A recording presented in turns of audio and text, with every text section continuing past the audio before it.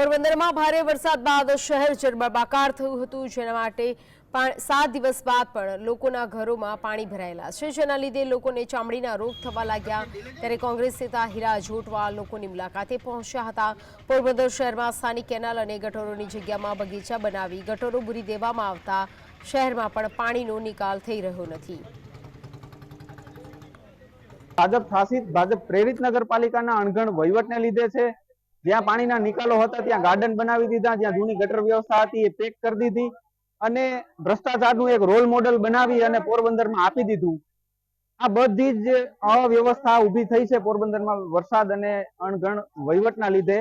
આ અવ્યવસ્થાના ભાગરૂપે હું એટલું જ કહેવા માંગુ છું કે આ જે કંઈ બ્યુટિફિકેશનના નામે ભ્રષ્ટાચારનું મોડેલ ડેવલપ કર્યું છે, આમાં તમામ ભ્રષ્ટાચારીઓ જેને નિર્ણયો લીધા છે આ બ્યુટિફિકેશનના, એ બધા પાસેથી નાણાં વસૂલાત કરી આ નુકસાનીના, અને જે પીડિત પરિવારો છે એમને સહાય માટે આ નાણાં વાપરવામાં આવે એટલી આપણી માંગણી છે।